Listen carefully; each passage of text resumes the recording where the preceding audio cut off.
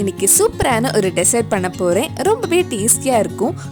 Comaliல Vidyullekha அவங்க பண்ண caramel dream எப்படி செய்யறதுன்னு இந்த வீடியோல பார்க்கலாம். ஃபர்ஸ்ட் 2 வெனிலா கப்கேக் ரெடி பண்ணலாம். அதுக்கு ஒரு பவுல்ல 4 டேபிள்ஸ்பூன் மைதா எடுத்துருக்கேன். இது கூட 1/2 டீஸ்பூன் பேக்கிங் பவுடர், கொஞ்சமா உப்பு, கொஞ்சம் பேக்கிங் சோடா போட்டு ஒரு வாட்டி மிக்ஸ் பண்ணலாம். இப்போ இதுல 2 டேபிள்ஸ்பூன் பவுடர் பண்ண சுகர், 1 டேபிள்ஸ்பூன் எண்ணெய், 1/4 டீஸ்பூன் வெனிலா எசன்ஸ், 2 டேபிள்ஸ்பூன் பால், 1 டேபிள்ஸ்பூன் தயிர் ஊற்றி நல்ல ஸ்மூத்தான கேக் பேட்டர் ரெடி பண்ணலாம்.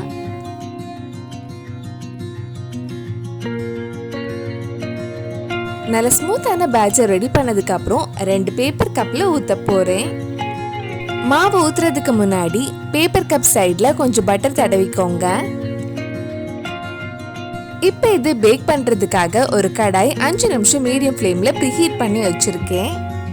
பேப்பர் கப் வைக்கிறதுக்காக நடுவுல ஸ்டாண்ட் மாதிரி ஒன்று வச்சிருக்கேன். இப்போ இது லோ ஃப்ளேம்ல மூடி வச்சு பேக் பண்ணலாம். அதுக்குள்ள நம்ம கேரமல் சாஸ் ரெடி பண்ண போறேன். கேரமல் சாஸ் பண்றதுக்காக ஒரு பேன்ல 1/2 கப் சுகர் எடுத்திருக்கேன்.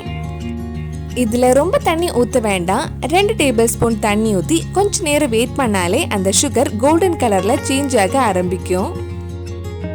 இந்த மாதிரி சுகர் நல்ல கேரமலைஸ் ஆகி கோல்டன் கலர் ஆனதும் இதுல 1 டேபிள்ஸ்பூன் பட்டர் ஆட் பண்ணி மிக்ஸ் பண்ணலாம்.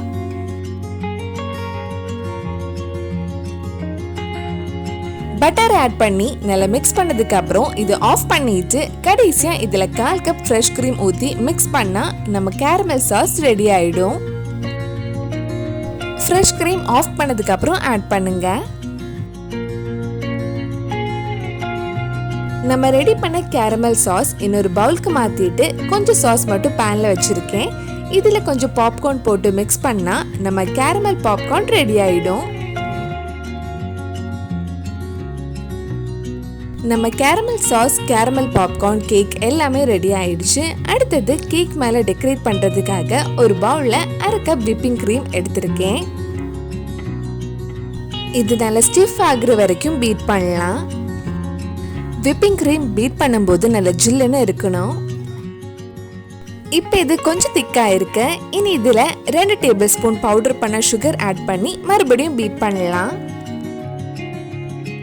நம்ம சேனல்ல பண்ண கேக் ரெசிபிஸ், Comaliயோட ரெசிபிஸ் எல்லாம் உங்களுக்கு பார்க்கணும்னா அதோட லிங்க் கீழே டிஸ்கிரிப்ஷன்ல இருக்கு. மறக்காம அந்த ரெசிபிஸும் போய் பாருங்க. விப்பிங் கிரீம் இப்போ கொஞ்சம் திக்கா ஆயிடுச்சு. இனி இதுல 2 டேபிள்ஸ்பூன் கேரமல் சாஸ் ஆட் பண்ணி மிக்ஸ் பண்ணலாம். உங்களுக்கு எவ்வளவு ஸ்வீட்னஸ் வேணுமோ அதுக்கு ஏற்ற மாதிரி கேரமல் சாஸ் ஆட் பண்ணிக்கோங்க. கேரமல் சாஸ் ஆட் பண்ணும்போது சூடா இருக்கக்கூடாது. சூடா இருந்தா விப்பிங் கிரீம் மெல்ட் ஆயிடும். நான் கேரமல் சாஸ் ஆட் பண்ணும்போது லைட்டா கொஞ்சம் சூடா இருந்தனால விப்பிங் கிரீம் சரியா செட் ஆகல. நீங்க ஆட் பண்ணும்போது மறக்காம நல்லா ஆறுனதுக்கு அப்புறம் ஆட் பண்ணுங்க. பிளேட்டிங் பண்றதுக்காக கொஞ்சம் கேரமல் சாஸ் யூஸ் பண்ணியிருக்கேன். இப்போ நம்ம கேக் டெக்கரேட் பண்றதுக்காக நம்ம ரெடி பண்ண கேரமல் கிரீம் ஒரு பைப்பிங் பேக்குள்ள போடலாம்.